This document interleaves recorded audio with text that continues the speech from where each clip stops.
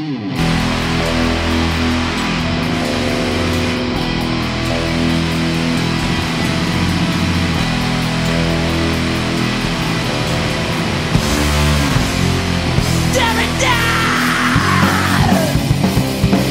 ABCs of UK82! Hey everybody, we back. What's happening? Figured today we hop back on the ABC's UK82 train because I've been saying I would, so I suppose I should. We got the letter D today. It's a fucking stock section of the boxes. Lots of D bands. So let's get this shit going. Starting the D's off with the Dark. Pretty rad band out of London. I got 4 singles here they put out between 1979 and 1982. All of them on Fresh Records. Still missing one more of their singles for Einstein's Brain, but one day it will be mine. Pretty rad band whose sound changed quite a bit over the course of these singles and years. The band included members from Menace, Demon Preacher, The Satellites, and even homeboy Razzle from Hanoi Rocks was playing drums with them for a little bit, till some jagoff killed him. Here's their first single from 1979, Fresh Records number 2. My Friends, John Wayne on the B-side. This is pretty simple, basic 70s punk rock. Not incredible, but highly enjoyable. Here's the boys on the back. Pretty sure this is the only record that this dude John was the singer on. After here, this dude Phil on bass sang for the rest of the time. Second single came out in 1980. The A-side is a cover of that instrumental track, Hawaii 5-0. I don't really know why they fucking felt the need to record that and put it out as an A-side. Apparently they did okay with it, but for me it's a fucking missed opportunity. I need to hear a fucking instrumental cover. That's just me. The B-side, Don't Look Now, is a real cool track though. It's got a cool, real moody Damned influence. Good track, well worth it for the B-side. I like the cover too, the boys goofing around. The A-side though, like why? Whatever. This is the next one I got, On the Wires and Shattered Glass from 1981. And this one is fucking great. The A-side, On the Wires, is probably my favorite song by this band. And it's way harder, faster, and darker than all their previous material. The B-side, Shattered Glass, ain't bad too. It's kind of, it's definitely got some post-punky, death rocky, gothy vibes mixed in with it. But On the Wires is a fucking killer. Great jam. Here's their last single, The Mask. Came out in 1982. Warzone on the B-side. Spooky. Hey, you guys want to take a picture with my new ladder? This fucking ladder rules. Gonna make a killer picture. Hey, whatever, I ain't talking shit. I dig this single a lot. You take a picture with whatever you want to for your band record. It's your record. You do what you want. You like a ladder? Let's fucking put the ladder in there. It's fine. Yo, on The Mask here, the transformation is fully complete. From the early 70s punk to the darker, harder punk. On here, we're like a straight up gothy, death rocky kind of band. The Mask is a super cool track. Very heavy, Damned, and Bauhaus influence. The track on the B-side, still pretty punk rock, and both songs are good. For me, this one and On the Wires are my favorite 2 Dark singles. Alright, coming at you next. Out of Middlesex. Dead Man's Shadow. We got 5 singles here. Came out between 1981 and 1983. They do have one more 7-inch of theirs that I'm missing and looking for, the Neighbors record, which of course is the hardest to find and most fucking expensive out of all of them, so we'll see if it comes my way or not someday. But this is a fat stack of Dead Man's Shadow anyway. Really a band I kind of overlooked for like a long time, but turns out has some pretty cool shit. And here's another band you can really see progression in their style and songwriting from the beginning to the end there. This first record came out in 1981 on Subversive Records, and we already saw this a little bit in the A episode because it's a split with Action Packed. Both sides of the record are fucking cool, man. They're just youngsters here, you know, having a yell and making some racket. But you can even tell early on these guys have a tiny bit more going into their songwriting than the basic UK82 group. Is he wearing a shirt of the Dark? This could be a possible double D record. Double D. These next 2 both came out in 1982 on Rondlet Records. Rondlet. The Bomb Scare EP here, probably the punkest one of the bunch. Probably my favorite Dead Man's Shadow record. If you're only gonna have one Dead Man's Shadow record, I recommend the Bomb Scare EP. even more than one of their LPs, for sure. This shit pretty much rips the whole way through. Kick-ass UK82 punk rock shit. Dig it. There's a power trio with a fish playing the drums. That'd be weird if your drummer was for real a fish. But I think it's just a nickname, so it's fine. Flower in the Gun is a bit slower. Kind of a Clash feel going on. Cool tune. B-side's a bit quicker, not a bad one. The next year, they're on a new record label yet again, Criminal Damage Records. Put out the Another Year single, One Man's Crusade on the B-side. This one, to me, is probably their weakest single. Even more slow than the last one. A lot more melodic. He's like singing instead of the gruffer yelling kind of shit he had been doing. It ain't horrible, but it's like, okay. Last one here is Toleration Street from 1983 also. Expulsion Records. In My Dreams on the B-side. A-side's mid-tempo punk, not bad. The B-side In My Dreams is like a straight-up fucking ballad, man. But you know, it ain't a bad one. But like I said, the best one of the lot, Bomb Scare. Moving on! Up next, we got Dead Wretched. They put out 2 singles in 1982 on the absolutely rad Inferno label. And that was it. That's all they did back in the day. Pretty sure there's like comp LPs out now that collect these 2 singles and like I think they had a demo tape maybe or like live or practice kind of recordings, but this is like the only official shit they put out like back when they were actually playing, you know, and they're both fucking great records. First one's right here, No Hope for Anyone EP, and they come out of the gates fucking swinging, man. First tune, No Hope for the Wretched, is a bona fide kick-ass sing-along punk rock classic. Bit of a business feel on that track maybe. Great song. The other 3 tunes on here are also great. Bit faster than that first one. Kick-ass UK82 punk rock shit. Have a look at the boys. Got Bill Idiot on vocals. Dirty Des on the drums. The band's out of Birmingham, which explains their affiliation with Birmingham-based label Inferno. Inferno rules too. It's one of those perfect labels for me to collect, you know. They only got like 7 or so releases. Every one of them fucking killer. Besides these guys, they put out Verrucker's Criminal Class, and something else that's coming up soon. Second single, Convicted, backed with Infiltrator. 2 more great tunes from the boys. Kind of a bummer this is all they did, man. I think they were signed up. They're supposed to do like 3 singles and an LP, man. I would have loved to hear an LP out of these guys. But for whatever reason, they busted up and this is all we get. 6 killer tracks from a great punk rock band. Both these records are great. Dig it. Right, up next we got Death Sentence. Death and Pure Destruction. Not to be confused with the Australian Death Sentence or the Canadian Death Sentence. This is the English Death Sentence coming at you out of Northampton. This sucker came out on the great Beat the System label in 1982. You get 4 fucking fast, non-stop, kind of exploited style hardcore punk thrashers, man. Real fucking cool record, and notable for being one of the only groups from this scene that was multiracial. Everybody's fucking looking cool with the leather and studs and boots and Discharge shirts and shit. This record is dedicated to all hardcore punks. The Fits, Antisocial, Discharge, Verrucker, Subhumans. Great shit. Good one. These guys are fucking harder and faster than a lot of the shit we've shown today. But the recording quality is a bit shite.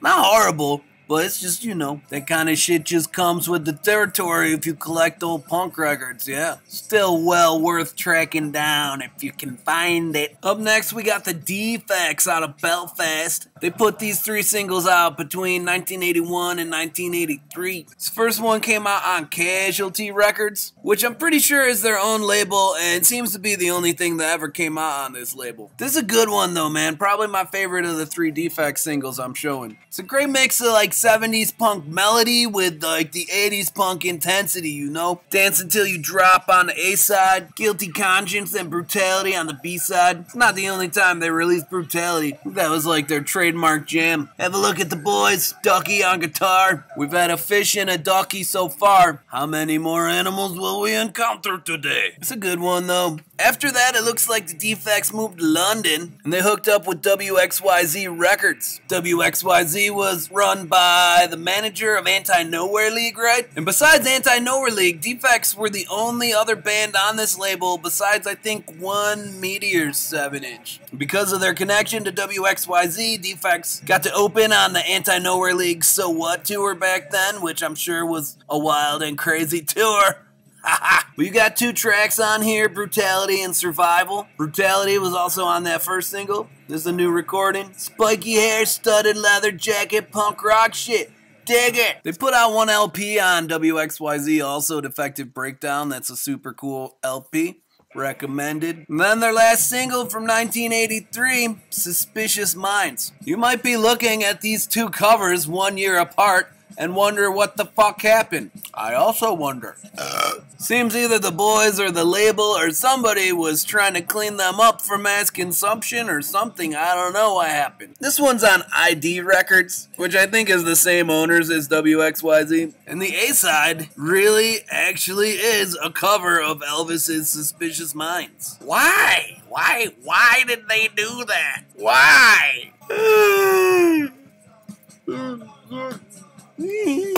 It's actually not that bad of a version of the song, surprisingly, but still, fucking why? The B-side's much better. 2 pretty good punk rock jams. So that's all these guys did back in the 80s. They split up after this, from what I can tell, but they appear to be back together and actually have put out a lot of shit in the last decade or so. None of which I've checked out, so I should probably see what their new shit sounds like. Cause some of these old jams are pretty fucking hot. Up next is one of my favorites out of this whole pile. Coming at you out of Gloucester, DMob, No Room for You. This tune right here, No Room for You by DMob, 100% bona fide, kick-ass punk rock classic. Dig it. Fucking highly recommended. That's all I'm saying. I love this fucking jam. Came out in 1981 on Round Ear Records. Fucking perfect punk rock song. This is one of those songs that could have come out in the 70s and been a great punk rock song. Could have come out in the 80s and been a great punk rock song. Could have come out in the 90s and been a great punk rock song. Could have come out yesterday. Fucking, this song is timeless, classic, killer punk rock. No Room for You by DMob. Great. The fucking B-side rules too. I'd say the A-side, No Room for You, has a pretty decent cockspar feel to it. And then the 2 jams on the B-side are a bit faster with like maybe a slight Subhumans feel. All 3 are great. Fucking great. I'm like desperately in need of their other 7-inch Anti-Police from back then. That's definitely coming my way one of these days. But this is the one. And good on the letter D, cause here's like the only other multiracial band I can think of out of this scene. I'm sure there must be a couple more. Shoot them down in the comments if you can think of any more. Good shit though. Underrated. Listen to this song right now. It's good. Hey, next up out of Petersburg, the fucking Destructors. Got 4 singles here that they put out between 1982 and 1983. These guys are busy. They put out like a lot of records, including a bunch in the 2000s. That once again, I haven't heard any of the modern shit, so I cannot comment on that. But I can talk a little bit about these little fellas. The Destructors are kind of an interesting group. Their origins go back to the 70s in a band called the Blanks. The Blanks put out a 7-inch in 1979 called the Northern Ripper, which I'm still hunting for. And a couple of the dudes from that band combined with a different band from their hometown named the Destructors and carried on together as Destructors. That tune, Northern Ripper by the Blanks, was eventually comped on either Bloodstains or Killed by Death or one of those. It's one of those kind of jams. It's fucking cool. And Destructors recorded it and put it out on their first LP. Both versions are good. These guys got to open GBH's Attacked by Rats tour back then. Would have been a sick fucking show. I remember these guys when the first time I seen these guys, it was on like one of the Punkin' Disorderly videos or UKDK or fucking one of those videos. And this guy always stuck out in my mind because the singer was wearing a Black Flag shirt. And it seemed like at the time that like the US hardcore of the early 80s and the UK82 shit were like these 2 completely different scenes. Obviously they're in different places, but they're all playing punk rock, you know, and there is a little back and forth. You know, Channel 3 and Dead Kennedys had some UK releases around then. But it was just rare for me to see any of the UK bands acknowledge the American shit. And dude from the Destructors was wearing a Black Flag shirt. I was like, oh, that's cool, he's wearing a Black Flag shirt. Anyway, that was my first memory of Destructors. Anyway, here's their first 2 singles. Both came out in 1982, both on Carnage Records. They both have a pretty thin production, and I gotta say, on these recordings, Their drummer's kinda weak, he just plays the same beat through every single song. But despite all of that, they're pretty enjoyable listens. I'ma say this Religion EP is probably my favorite Destructors 7-inch. Religion, Soldier Boy, it's good stuff. This one here has a little insert, let's check it out. Ooh. Of note here we have Graham Butts on guitar, aka Jizzbutt, who'd go on to play with English Dogs, Sabbath, a bunch of other bands. Pretty cool. Up next is Jailbait from 1983 on Illuminated Records. A song that has not aged well, lyrically at least. Ridiculous chorus. The B-side's better though. The dudes are looking cool. Last one I got by them is the Forces of Law EP from 1983. Putting the pieces of the puzzle together. The A-side here is a fucking cover of Wild Thing. Why? What's with all the fucking covers and instrumentals on the A-side? D-section. Cut that shit out, just play your own jams. Nobody wants to fucking hear you cover Wild Thing. You wanna fucking pull that shit out when you're loaded live, that's one thing. But why are you gonna put it on a record?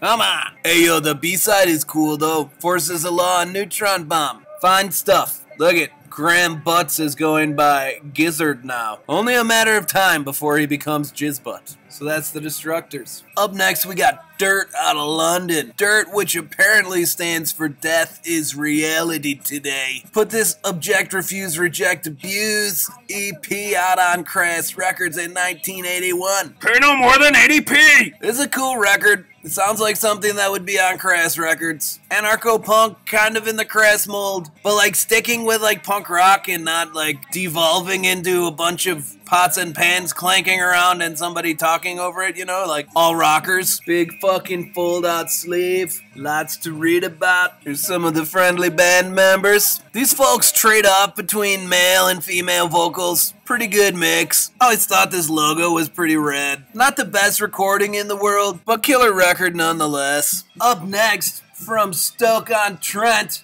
all hail the mighty Discharge. We got 7 7-inches here that came out between 1980 and 1984. All on the great Clay Records. Damn, what can you even say about this band? One of the biggest names out of the whole UK82 thing for sure, and one of the most influential by far. Say if you were gonna do a UK82 Big 3, it'd have to be Discharge, Exploited, and GBH, right? That's what I think anyway. Let me know what you think. I never thought about that before, but that's who I would say. Like I said, few bands can claim the influence of fucking Discharge. Not only did they spawn their whole entire subgenre of punk rock, they were a mighty influence on all heavy music that came after, man. Fucking heavy, brutal, skull-crushing hardcore punk. If you have any interest in punk rock or heavy music in general, you need to check out some Discharge if you have not done so yet. I'm assuming with the people that watch my shit, you all already know about Discharge, so I'll try not to go overboard, but goddamn,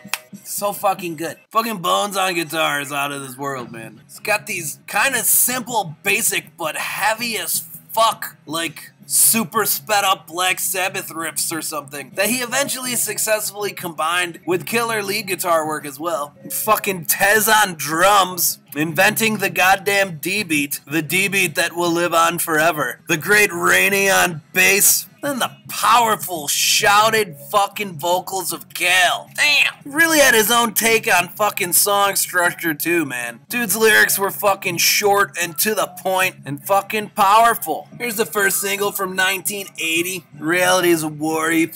Can't imagine people hearing this shit for the first time in 1980, man. Fucking hard and heavy shit. Fucking great. A whole new thing, man. And these guys went all the way back to 77. There's like a fucking demo LP of their like 70s recordings where they sound like a 70s band, dude. But something fucking clicked. Something happened where they had a whole new sound for 1980. And from there, they just marched forward with a fucking long string of incredible recordings that you simply must hear. If I was forced to pick, probably these 3 would be my top 3 out of this pile. Never Again, Decontrol, fight back, fight the system, fight back. Come on, war's no fairy tale. Decontrol, it's no fucking TV sketch. No TV sketch. And never again, man, never again. Fucking two monstrous nuclear stockpiles. It's always one of my favorite fucking song titles for some reason. You know, but that's unfair because this shit fucking rules too. Realities of war, state violence, state control, doomsday on there, man. I mean, straight up, these first 5 singles are all fucking essential punk rock shit, man. Essential for any of you guys into the early metal shit too, man. A lot of the fucking future thrash bands were listening to this shit for sure. And for their 6th single, The Price of Silence, things are a little bit different. Bones had left to go form Broken Bones, and seemingly immediately, Cale changed his vocals up a little bit. This fucking album cover rules though, right? Fucking sick logo. But so here, for The Price of Silence, Cale adopts this fucking higher pitched,